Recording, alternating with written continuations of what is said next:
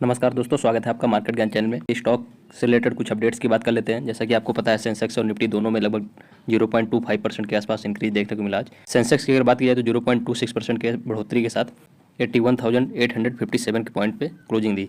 उसके बाद निफ्टी 50 की बात की जाए तो 69 पॉइंट यहाँ पे इंक्रीज देखने को मिला और 0.28% इंक्रीज हुआ। और ये लगातार पांचवां ऐसा दिन था जहां पे निफ्टी हरे निशान पर ट्रेड करते हुए दिखा। सबसे अच्छी चीज़ रही कि निफ्टी की जो क्लोजिंग रही वो 25,000 के लेवल, जो कि एक रेजिस्टेंस का काम कर रहा था। 25,000 को कई बार निफ्टी जो है टच तो कर रहा था, पिछले 2-3 ट्रेडिंग सेशन से देखने को मिल रहा था, बट वहाँ पे सस्टेन नहीं कर पा रहा था। बट आज की जो क्लोजिंग हुई 25,000 के ऊपर हुई है, मतलब अच्छी रैली आने वाले टाइम में आपको देखने को मिल सकती है।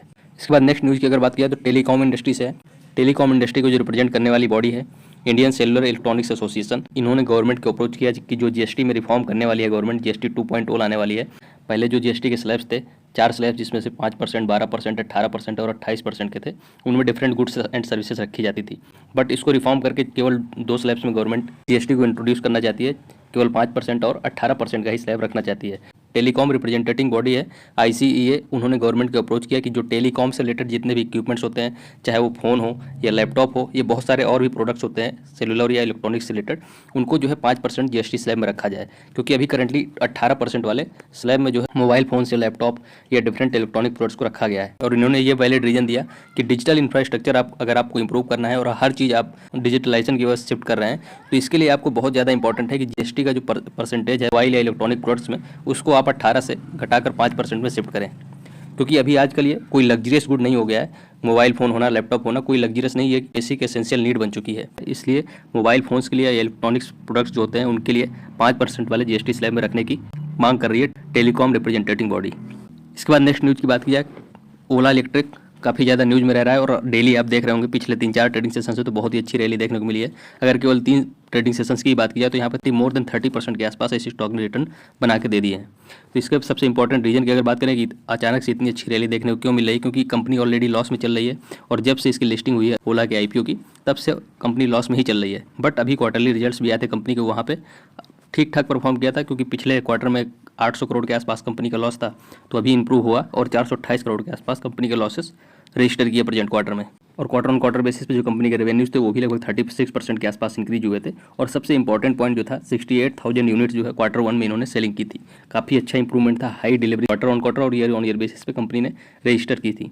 बट उससे भी इंपॉर्टेंट रीजन जो बना यहाँ पे, संकल्प 2025 इवेंट चल रहा है, वहाँ पे जो इनके फाउंडर हैं भावेश अग्रवाल, काफ़ी ज़्यादा जो कंपनी से रिलेटेड अपडेट्स शेयर की, तो उन सारे अपडेट्स की वजह से इस स्टॉक में काफ़ी हैवी वॉल्यूम्स के साथ मूवमेंट देखने को मिल रहा है। बहुत ज़्यादा एक्सपेक्टेशन है कि और भी ज़्यादा अच्छी रैली इस स्टॉक में आने वाले टाइम में देखने को मिल सकती है। जो संकल्प 2025 इवेंट था, इस इवेंट में जो इनके फाउंडर हैं भावेश अग्रवाल, टोटल जो मार्केट है इंडिया का उसका 25 to 30% के आसपास मार्केट शेयर ओला इलेक्ट्रिक कैप्चर करेगा। हालांकि इनके जो कॉम्पिटिटर हैं टीवीएस, बजाज ऑटो, ये काफ़ी ज़्यादा अभी एक्सपेंशन कर रहे हैं ईवी सेगमेंट में, बट इनके जो फाउंडर हैं उनका कहना है कि 25 to 30% के आसपास ओला डेफिनेटली जो है मार्केट शेयर कैप्चर करने वाली है टोटल ईवी मार्केट का। सबसे इंपॉर्टेंट जो इसके साथ इन्होंने अपडेट शेयर की कि वर्टिकल इंटीग्रेशन कर रहे हैं अपने प्रोडक्ट्स का। वर्टिकल इंटीग्रेशन का मतलब क्या होता है कि जैसे आप ईवी स्कूटी बना रहे हैं, ओला जैसे कि आपको पता है ईवी स्कूटीज़ की मैन्युफैक्चरिंग करती है, तो उसमें बहुत सारे इनपुट्स की रिक्वायरमेंट होती है, जैसे कि बैटरी की रिक्वायरमेंट होगी, व्हील्स की रिक्वायरमेंट होगी और भी बहुत सारे ऑटो पार्ट्स की रिक्वायरमेंट होती है। तो वर्टिकल इंटीग्रेशन का मतलब होगा कि जितने भी ऑटो पार्ट्स की रिक्वायरमेंट है कंपनी को, तो सारे जो है खुद से मैन्युफैक्चरिंग करनी होगी और किसी थर्ड पार्टी पे इनको डिपेंडेंसी नहीं होगी। जैसे बहुत सारी कंपनीज के बारे में आपने सुना होगा कि टायर्स अलग कंपनी से जो है सप्लाई हो रहे हैं और different auto parts different company से सप्लाई होते हैं। बट ओला जो है यहाँ पे वर्टिकल इंटीग्रेशन में काफ़ी ज़्यादा फोकस कर रहा है। डिफरेंट पार्ट जो है जो इलेक्ट्रिक 2 व्हीलर्स के लिए रिक्वायरमेंट होते हैं वो सारा खुद ही मैन्युफैक्चर कर रहा है। तो सबसे ज़्यादा इंपॉर्टेंट जो चीज़ है इनका वर्टिकल इंटीग्रेशन में काफ़ी ज़्यादा फोकस कर रहे हैं और उसके लिए काफ़ी ज़्यादा जो प्रोडक्ट्स हैं, जो ऑटो पार्ट्स हैं, जैसे कि लिथियम आयन बैटरी है 4680 भारत सेल, जो कि एक लिथियम आयन बैटरी है, उसकी खुद से ही इंडिजिनसली ये जो है डेवलपमेंट कर रहे हैं और अपने जो प्रोडक्ट्स हैं ईवी 2 व्हीलर्स उनमें जो है उनको यूज कर रहे हैं। इसके साथ साथ इन्होंने फेराइट मोटर जो है डेवलप की खुद से। इसकी वजह से क्या हुआ कि ईवी 2 व्हीलर्स में जहाँ रेयर अर्थ मैग्नेट्स जो कि चाइना से हम लोग इंपोर्ट करते थे, बट यहाँ चाइना ने जो है पिछले 2-3 महीनों में रेयर अर्थ मैग्नेट्स का एक्सपोर्ट इंडिया को बंद कर दिया था। उसकी वजह से काफ़ी सारी कंपनीज ने तो अपने जो डिफरेंट कार्स होती हैं उनकी मैन्युफैक्चरिंग भी बंद कर दी थी। बट यहाँ पे इन्होंने उससे हट कर एक इनोवेशन कर दिया, फेराइट मोटर बना दिया, और जिसकी वजह से जो रेयर अर्थ मैग्नेट्स की रिक्वायरमेंट होती है ऑटो सेक्टर में, उसको जो है कम्प्लीटली एलिमिनेट कर दिया। मतलब चाइना पर डिपेंडेंसी ही कम्प्लीटली हटा दी। तो ये सारे इनोवेशंस जो है काफ़ी ज़्यादा फेवर कर रहे हैं और इसलिए बहुत ज़्यादा चांसेस बन रहे हैं और इसकी वजह से काफ़ी ज़्यादा जो इन्वेस्टर्स हैं उनमें पॉजिटिव सेंटिमेंट्स ओला इलेक्ट्रिक को लेकर बना हुआ है। S1 Pro स्पोर्ट्स स्कूटी जो है लॉन्च करने वाले हैं 22 सितंबर 2025। तो ये सारे अपडेट्स जो है काफ़ी अच्छे इन्होंने शेयर की। कंपनी के जो इंटरनली बहुत सारे डेवलपमेंट्स हो रहे हैं, रिसर्च एंड डेवलपमेंट्स के काम चल रहे हैं, वर्टिकल इंटीग्रेशन हुआ, इन हाउस मैन्युफैक्चरिंग हुआ, ये सारे अपडेट्स की वजह से काफ़ी अच्छा मोमेंटम इस स्टॉक में देखने को मिल रहा है और इन्वेस्टर्स का इंटरेस्ट जो है फिर से इसमें देखने को मिल रहा है, क्योंकि जो IPO के टाइम पे इन्वेस्टर्स का इंटरेस्ट देखने को मिला था और लिस्टिंग के बाद काफ़ी साफ करेक्शन इस स्टॉक में देखने को मिला था, बट अभी फिर से डेवलपमेंट्स की वजह से इन्वेस्टर जो है इस स्टॉक में ध्यान देने लगे हैं। इसके बाद नेक्स्ट न्यूज़ की बात की जाए अगर, तो ऑनलाइन गेमिंग बिल जो है गवर्नमेंट लाने वाली है। उसके अंडर में जो ऑनलाइन प्लेटफॉर्म्स हैं जैसे कि ड्रीम 11 हुआ, स्पोर्ट्स बाजी हुआ और भी बहुत सारे प्लेटफॉर्म्स हैं, जो MPL हुआ, ये सब बहुत ज़्यादा ऑनलाइन बेटिंग को जो सपोर्ट करते हैं, कानून लाने वाली है गवर्नमेंट। इसकी वजह से काफ़ी ज़्यादा हड़कंप मचा हुआ है, क्योंकि बहुत ज़्यादा ल्यूक्रेटिव मार्केट बन गया था अभी तक। तो इसको जो है कंट्रोल करने के लिए, क्योंकि इसकी वजह से क्या हो रहा था कि यूथ को काफ़ी ज़्यादा जो है ये अट्रैक्टिव लगता था ये मार्केट, और उसकी वजह से मेंटली और फाइनेंशियली दोनों तरह से फ्रॉड हो रहा था और हरेसमेंट हो रहा था यूथ्स का। इसी को कंट्रोल करने के लिए गवर्नमेंट जो है promotion and regulation of online gaming bill 2025 bill government लाने वाली है। बिल के अंडर में काफ़ी ज़्यादा कड़ाई वाले बहुत ज़्यादा स्ट्रिक्ट पेनल्टी रखी गई है, जैसे कि 3 इयर्स का जेल है और 1 करोड़ तक का बैन जो है कंपनीज पे लगाया जा सकता है।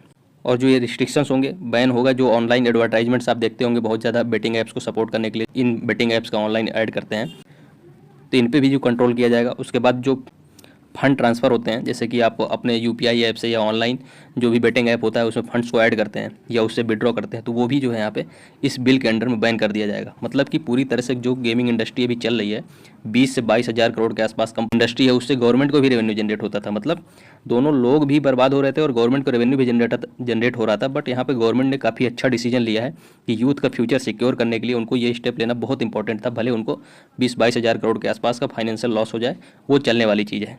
तो बहुत अच्छा मूव है ये। बट जो गेमिंग स्टॉक्स हैं जो लिस्टेड है, नज़ारा टेक जैसे कि लिस्टेड कंपनी है, डेल्टा कॉप ये भी एक लिस्टेड कंपनी है और गेमिंग इंडस्ट्री कंपनी है, तो इन स्टॉक्स में थोड़ा सा निगेटिव सेंटीमेंट्स देखने को मिल सकता है। नेक्स्ट न्यूज़ की अगर बात की जाए तो बहुत ही अच्छी न्यूज़ है हिंदुस्तान एरोनॉटिक्स लिमिटेड HAL के लिए। गवर्नमेंट की जो कैबिनेट कमेटी सिक्योरिटी के लिए है उसने 62,000 करोड़ के आसपास जो LCA Mark 1 light combat aircraft होते हैं, जो कि एक फाइटर जेट है, उसको परचेज करने के लिए HAL को जो है ऑर्डर्स दिए हैं आज, और ये नंबर होगा 97, मतलब 97 लाइट कम्बैट एयरक्राफ्ट्स को HAL से जो है गवर्नमेंट प्रिक्योर करेगी।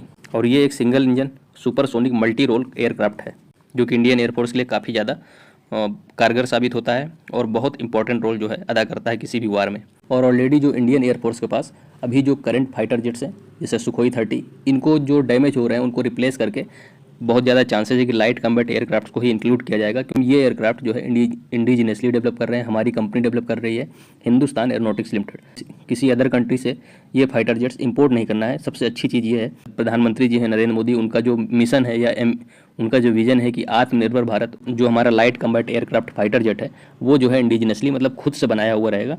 तो इसलिए जो हमारे पुराने इंपोर्ट किए हुए फाइटर एयरक्राफ्ट्स हैं, सुखोई 30 हुआ या और भी अन्य फाइटर एयरक्राफ्ट्स हैं, उनको रिप्लेस करके ज़्यादा चांसेस है कि लाइट कम्बैट एयरक्राफ्ट को ही यूज किया जाएगा। तो बहुत ही अच्छी न्यूज़ है ये हिंदुस्तान एरोनॉटिक्स लिमिटेड के लिए, और बहुत ही अच्छी इस स्टॉक में रिकवरी देखने को मिलेगी, क्योंकि अभी जो है करेक्शन देखने को मिला है पिछले, आप देख रहे होंगे 1-1.5 महीने से। बट बहुत अच्छे चांसेज है कि जो बजट के पहले सारे डिफेंस स्टॉक्स में अच्छी रिकवरी देखने को मिल सकती है, क्योंकि बजट में इस बार डिफेंस के लेके काफ़ी बड़े अनाउंसमेंट्स हो सकते हैं। तो ये थे कुछ अपडेट्स जो स्टॉक मार्केट से रिलेटेड आज रही। धन्यवाद, मिलते हैं अगले वीडियो में।